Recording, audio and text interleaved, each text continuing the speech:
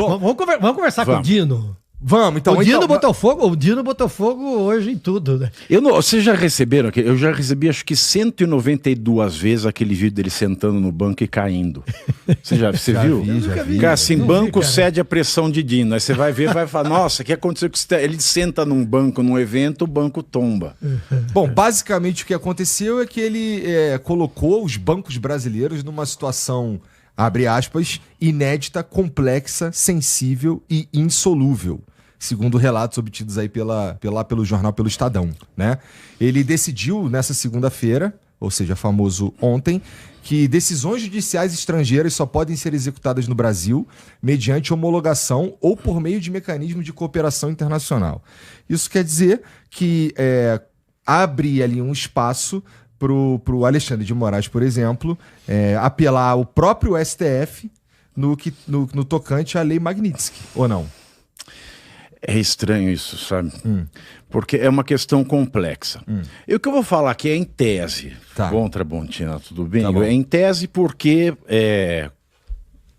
deveria haver um Estado de Direito no Brasil. Como não há Estado de Direito no Brasil, não há. Não tem, acabou, não tem Constituição mais no Brasil. Eu não sou eu que estou falando sozinho, não. O maior constitucionalista vivo desse país, professor Manuel Gonçalves Ferreira Filho, fez um artigo para o Estado de São Paulo no final do mês de junho, e ele, na qualidade de maior constitucionalista vivo deste país, com 91 anos de idade, professor emérito do Largo São Francisco, último catedrático da USP, professor emérito de Sorbonne, professor emérito de Lisboa, formou gerações, ex-ministro interino da Justiça, isso tudo que você pode imaginar nesse país, ele mostra por A mais B, com toda elegância, porque ele não é cronista como eu, que não há mais Constituição. Então o que existe no Brasil é o seguinte sistema. Quando uma decisão estrangeira ela quer produzir efeitos em um país estrangeiro, por exemplo,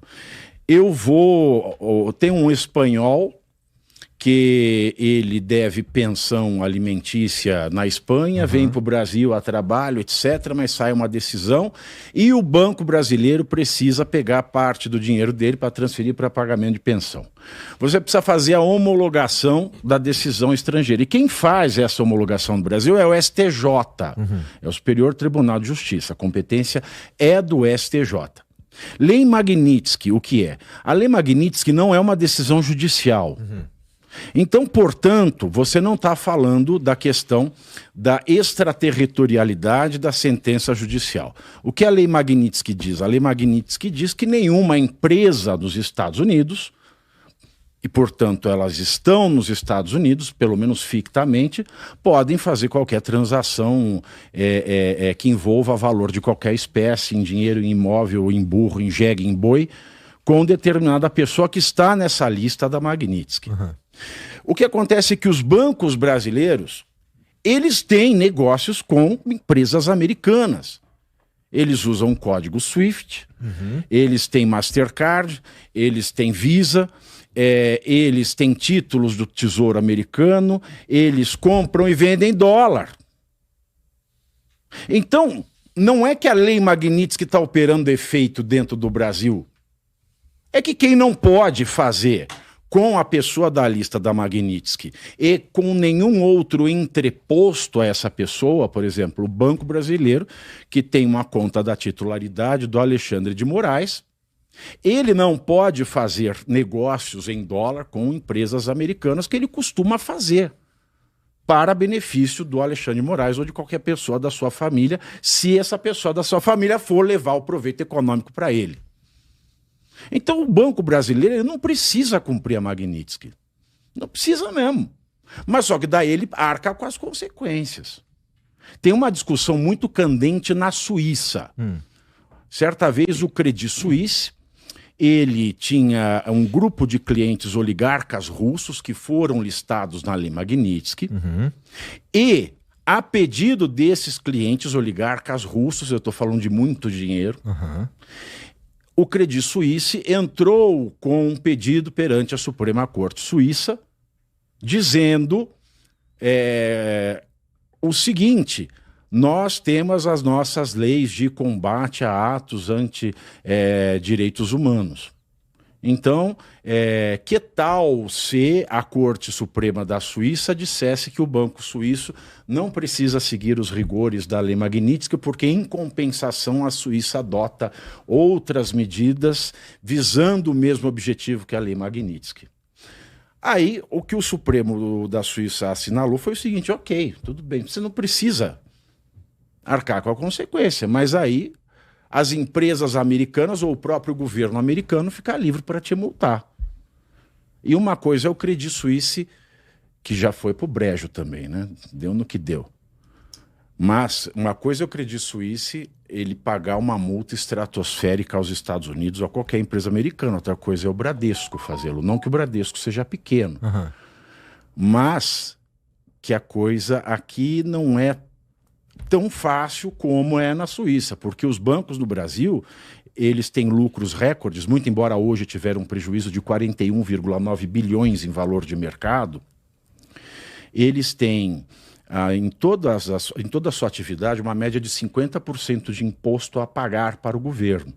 E fora isso, eles têm o depósito obrigatório, que é um depósito garantidor. E um volume, mesmo com um país desse tamanho, não é o mesmo volume de depósitos que faz um oligarca russo, que não declara. Então, essa decisão do Dino, só para encurtar, primeiro, ele não tem lugar para dar uma decisão dessa.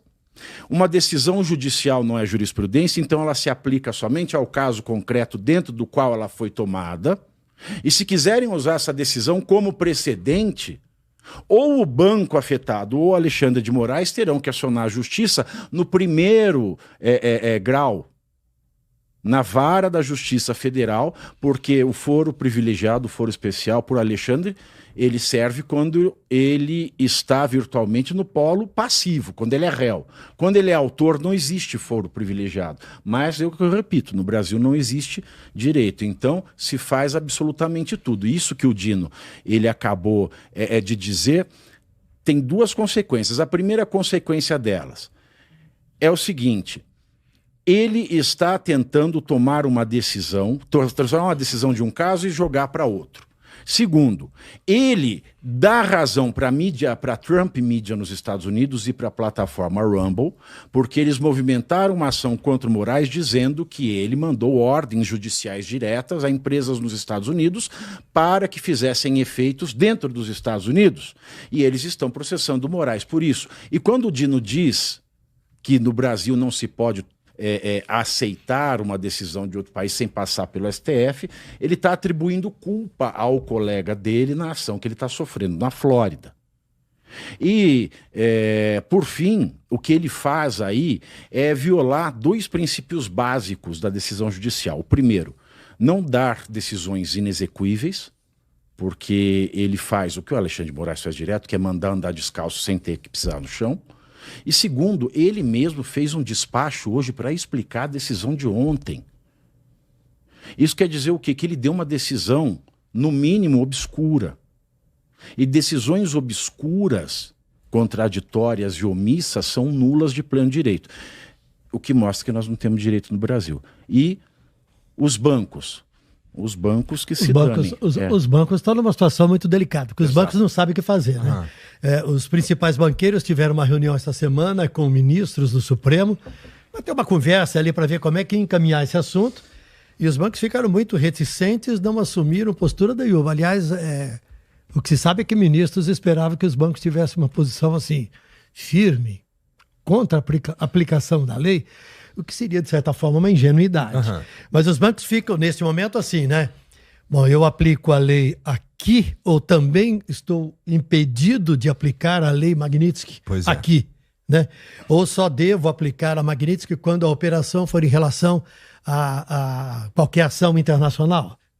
O fato é que hoje o presidente do Bradesco, numa palestra, falou que o Bradesco estava consultando pessoas que conhecem a lei em profundidade para uma definição para que o banco pudesse adotar a sua postura. O fato é que a verdade é que nenhum banco, os bancos estão todos pisando em ovos, né? Exatamente, é uma questão não de só dependência. Primeiro por causa da lei, que aqui nunca foi aplicada, né? E isso deixou os bancos completamente aturdidos, porque talvez nunca tivesse imaginado que isso pudesse chegar até aqui. E a segunda é com a decisão do ministro que botou aí mais lenha na fogueira e tornou mais melado esse caldo, né? Total. Eu tinha lido aqui que a galera os bancos estavam mesmo numa sinuca de bico, porque como é que tu aplica a Lei Magnitsky e ao mesmo tempo respeita essa nova decisão? As coisas não funcionam assim, elas não se encaixam no final. É o que você estava falando.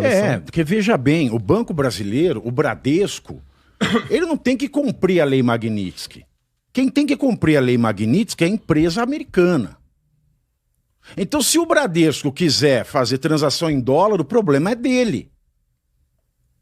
Ele decide, ninguém está afetando a soberania de ninguém. Qual é o conceito de soberania? O conceito de soberania é você, enquanto país, se basta. Você não depende da decisão de outros. As suas decisões, elas são soberanas. Você não precisa do amém de nenhum outro país. Soberania é isso, é você ser suficiente dentro do seu território. Você não ter dependência. O contrário de soberania é dependência. Então é o teste de soberania do Brasil. Ok, não vamos aplicar Magnitsky, os Estados Unidos que se danem. A gente vai passar a usar elo agora. Vamos fazer uma bandeira de cartão de crédito. Vamos parar de negociar dólar. O Brasil tem que mostrar a soberania. Agora, o Brasil quer defender a soberania, dizendo, não, a gente quer continuar a depender de toda a tecnologia e sistema americano. Aí é uma defesa meio torta, né? O que parece a decisão do Dino foi... Primeiro que é monocrática, né? Então isso já é um pouco mais complicado. Uma decisão dele, mas mais do que tudo foi uma decisão política, total, né? Foi Você quer saber, foi um aviso, uma mensagem... E sei lá o que, cada um interpreta da forma como quiser, mas foi uma decisão política. Olha, eu vou dizer o seguinte, quando o Dino foi para a Suprema Corte, o que o Lula falou? É uma alegria, que está engasopado agora. Pela primeira vez um juiz, um ministro comunista no Supremo Tribunal Federal. Então aplaude aí, banqueiro. Vocês estavam esperando o quê? Que o comunista fosse facilitar a vida do banco? Tá aí. Toma na tarraqueta, faz o L. Mas, você fala que assim, agora é um teste da soberania. Foi avisado, hein? É o comunista, bicho, que é surpresa pra 0 pessoas. Não é comunista, mas a gente já vai chegar lá. É o comunista que fala em Deus. Ele tá citando tanto a Bíblia. Nesse ano ele já citou 3 vezes a Torá. Eu tô começando a achar que se procurar a gente acha Daniel dentro dele. Ó... Você não acha que existe uma intenção... Jonas, não é Daniel, não, Jonas. Jonas. Você não acha que que não existe uma intenção dos Estados Unidos, do Trump, de interferir na maneira como a gente faz as coisas no Brasil, com a aplicação da Lei Magnitsky ao Alexandre de Moraes e a uma outra galera ali? Por que eu tô dizendo isso? Porque claro, existe a discussão de que tá rolando uma tentativa de interferência na soberania e na maneira como o Brasil opera nas suas próprias decisões judiciais. E não é defendendo. Certo. Mas essa ação, ela tem um impacto, ela é contra, de fato, um juiz do STF de um país. Pois é. Aí a gente precisa voltar casas atrás, né? Eu optei pela vida de comunicador, mas a minha formação é toda jurídica. Uhum.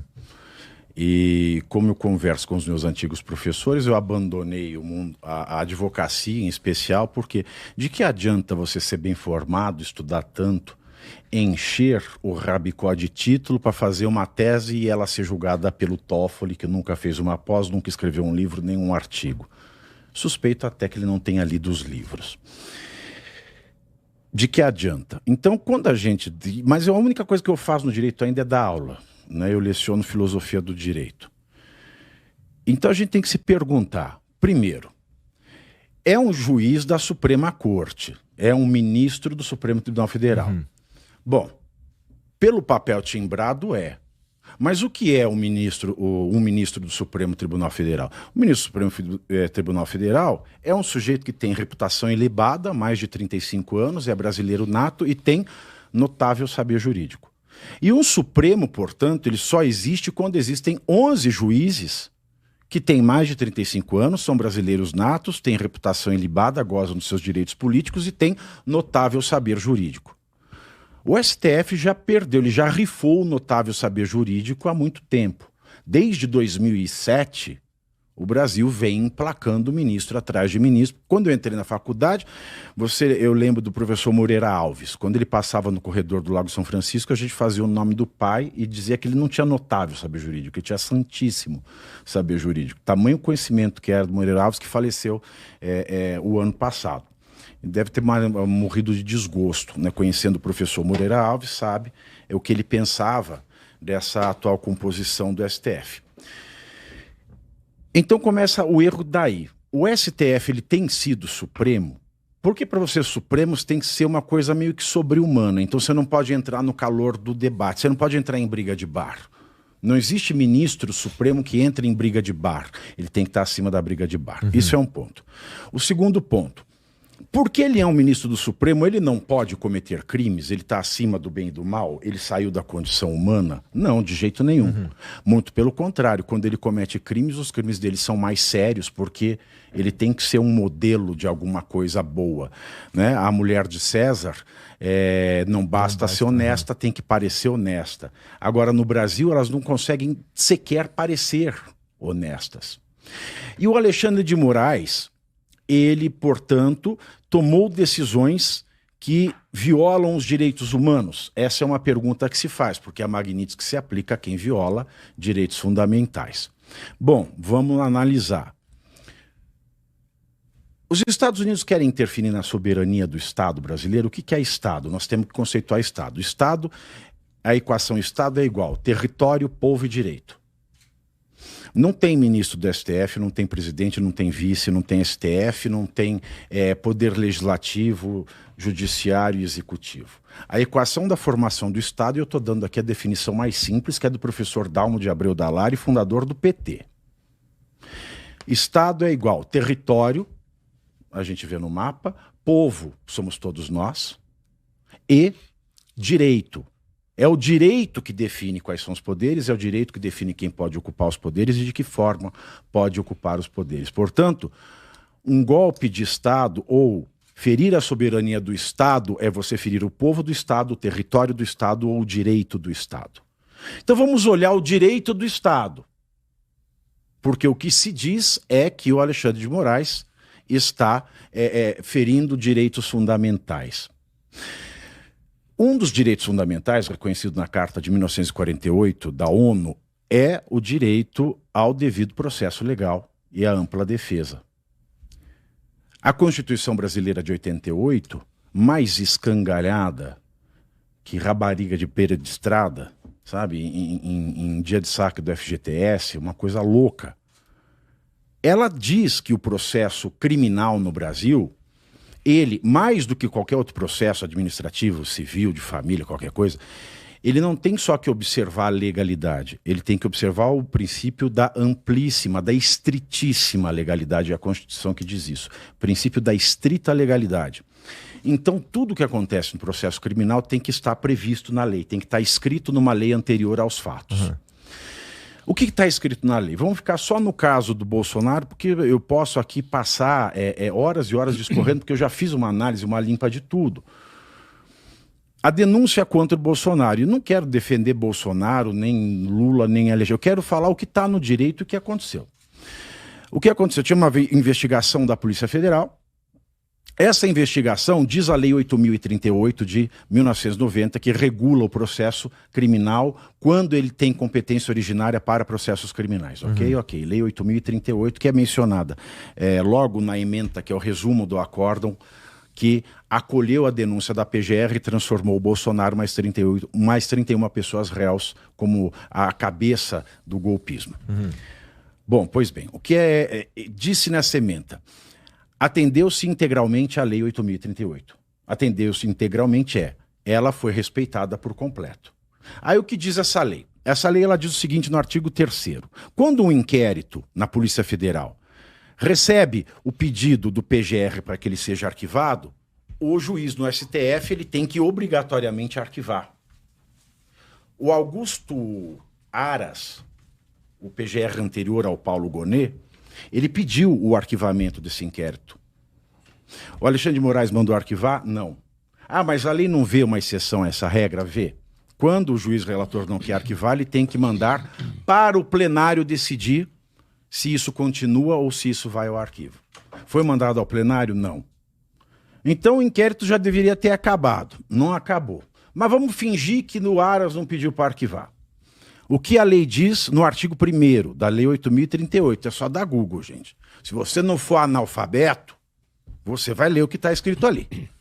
O artigo 1º diz o seguinte: a partir do dia que o PGR recebe o relatório, ou seja, a conclusão do trabalho de investigação da Polícia Federal, ele tem um prazo para denunciar ou não.